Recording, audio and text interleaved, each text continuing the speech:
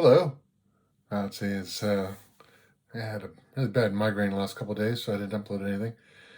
And yeah, mostly, as I said before when I started this series, I just during these lockdowns, I found some people I listened to and just had them playing in the background constantly, just somebody to listen to and have friendly voice in the into the ether. And so I wanted to do something similar and hope that find people with common interests and somebody who just wants to either chat about anything I've said or just looking to have somebody to listen to say, hey, everything's okay. Everything's okay. So, yeah, I had some other long things I had planned on about Vegas and some other stuff. It got me thinking after my last one about all the stories that I have from Vegas, like how to get free rooms and things like that. And slot machines because I worked on slot machines and worked on the floor and met all the stuff. Yeah, I'm thinking, wow, a lot of stories. The number one tip I can give you for slot machines is people always say play the machines that are close to the elevators or close to the lobby because casinos want people to think people are winning, so they'll gamble more. And they'll say, "Oh, look at all the people winning here in these populated areas." It's like actually that's the opposite. Those have some of the worst odds because they know that people aren't going to be committed to playing them. They're just going to sit down, throw a few bucks in, and leave. So they have those set to the legal limit of 75% hold. So every $100 you put in, you'll get 75 back. They'll keep 25. You want to look for machines that have a 99% or higher. Some casinos claim to have machines that are over 100%, like the Stratosphere used to say. Within this bank, there's machines that are over 100%, and there's there's a way of betting based on the Fibonacci series to find the machine, and a lot of casino magazines talk about how to find them. But in general, like high roller rooms, most of those are around 99% or so. Those are the people the casino cares about. I mean, there's certain people that they want people who sit there and will play for a long period of time, and will have a high turnover, and that's where they give the free rooms to. So if you go to the high roller room and play the minimum amount necessary, usually it used to be like $1, but I think it's like $5 is now the minimum amount to spend on a wheel. But the payout's 99%. So for every $100 you spend, you'll lose $1. And over on average, though, you'll be up and down on swings. And so if you stop when you're up, then you're up. So I tend to do that a lot. I go and I gamble, and then when I'm up a few bucks, and I'm like, that's it, I'm done. I have more money than I started with, and I'll get comped based on the amount of play I had. It's not based on how much you win or lose; it's how much action you give them. So gamble a lot in the highest percentage possible. But yeah. So avoid those machines. The machines that have the best odds, also, if you're just on the general floor, are ones in dark corners. Because in general, they want to try to keep a certain average for the entire casino. It's like they could set everything at 75%, but then no one would show up. Everybody would realize, hey, these machines suck. And so what they do is they have certain machines that have better percentages than other ones. And the ones in high traffic areas have the worst odds. The ones that are tucked away in the corners where nobody really plays have the best odds. And so that way across the floor, they can say, we have a 98% payout. It's like, well, but yeah, the good ones are over there in the corner. So if you go to a casino, look for places where people aren't playing very much.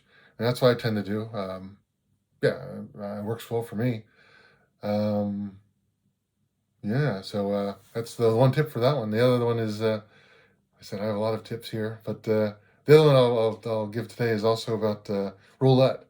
I always make money at roulette. People say, oh, it's impossible because there's only three things you can make money at in casinos, and that's horse racing, uh, poker, and I don't know, something else. It's that ones where you're betting against other people rather than against the house because the house always has a cut. Um, I forgot. Oh, sports betting, right? Sorry, sports betting. So those are the ones that you can theoretically make money at if you're learned and brush up on all the statistics and see what all the numbers are for all the different things, and or if you're a poker, you can watch people and card count. Then yeah, I guess if you can card count, you can increase your odds for blackjack, but well, that's another one of those scams. The casinos know that card counting actually makes them money because people aren't very good at it. And so they make a big deal about, oh, we lost all this money to these card counters. It's like, yeah, but in general, though, every time they say that, then 1,000 people go out there, ooh, I'm going to learn about card count. And they do badly at it and lose all their money. So they're happy about that. Roulette, though. How to make money at roulette. The easiest way to make money at roulette is when you walk up to the table is you slip the guy a 20 and say, hey, what's the next number going to be? No, they don't. They don't know the next number usually. Um, but but actually, their arm does, and that's what I've watched over time. If you requested a card, they have a little card that has the numbers. The numbers aren't sequential on the wheel, but they're in groups. And so if you look at them, you'll see like this number will be next to this number. And when you see it on the board, it looks just like random distributions. A lot of them have the like a tally now. They'll show as you walk past, you can see like the number 5 came out 3 times in a row. It's like, well, people think, oh, the odds of it coming out again are low. It's actually the opposite. The people who are dealers, they call them. Every person's a dealer. The person who's a dealer for roulette. They spend all day throwing that ball around the wheel. So just like if you did the same thing over and over, eventually you would just get in a cycle or pattern. And they do the same thing. So that's why they constantly change them up. If you watch, they'll every few minutes they'll put a new person in. So one person's there though, they'll be consistent. And there's a visual cue on the wheel. There's just 2 green spots. And so based on that, subconsciously, they're going to throw the ball and it'll land in the same area consistently. And if you look at the wheel, you'll say, oh, I see a bunch of the number 5 in a row.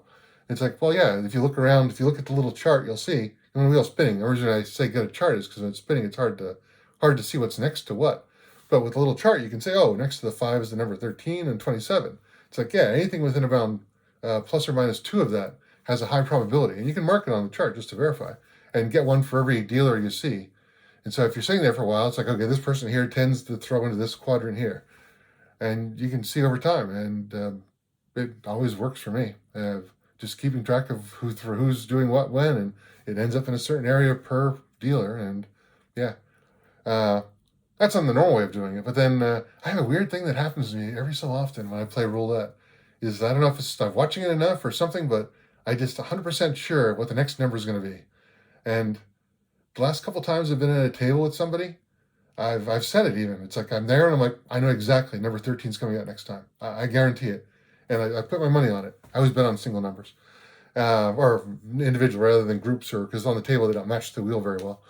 And so I bet on those like 5 numbers or whatever in that quadrant. But I say, nope, I just know what it is. And like I said, the last couple of times I've actually said it out loud and it's come out. It's just an overwhelming feeling of like, oh, I know what's going to happen. It's very weird because there's other times where everybody goes, oh yeah, I know what's going to happen. I know. It's like, but no, it's just like it feels like a certainty, like 100%. Like it's not even questionable. It's like no, I know what's going to come, what's going to happen next. And I always find that very weird.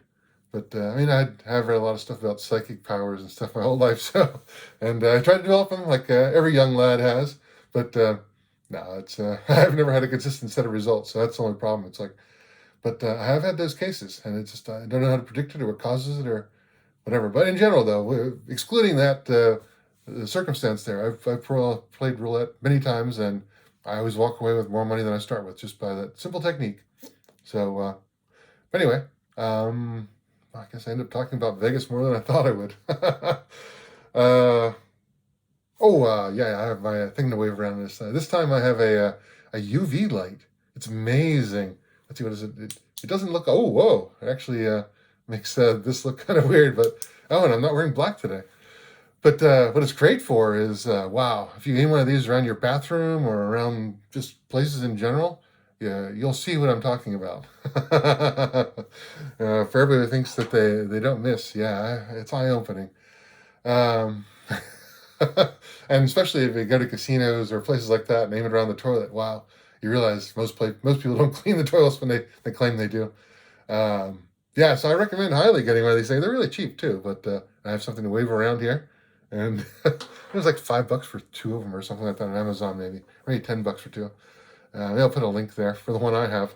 I'll get it. No, I won't get a kickback. I'm not a reseller, but I'll just put a link there. Sorry. Yeah, it's so what I'm saying is go to Vegas, gamble responsibly, or irresponsibly, whatever you want. It's not my point in life to judge you, so do whatever you want. But I hope you win or lose or whatever you want to do. And these are suggestions on how to win, and also, like I said, to gain comp points. And well, I guess that's about all. I forgot what the thing I was going to talk about after that. But anyway, it's probably everybody's given up by now since I'm winding down. Okay, well, have a good one. And I remember now. There was something about Obama and UAPs. I guess this week he announced, somebody asked him, one of the late night talk shows asked Obama about UAPs, and he said, yes, they're real. And that's all he's going to say.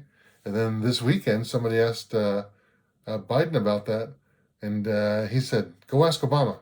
And I read up on that. People said, "Well, it's because Biden's still considered part of the government, so he can't actually speak on it.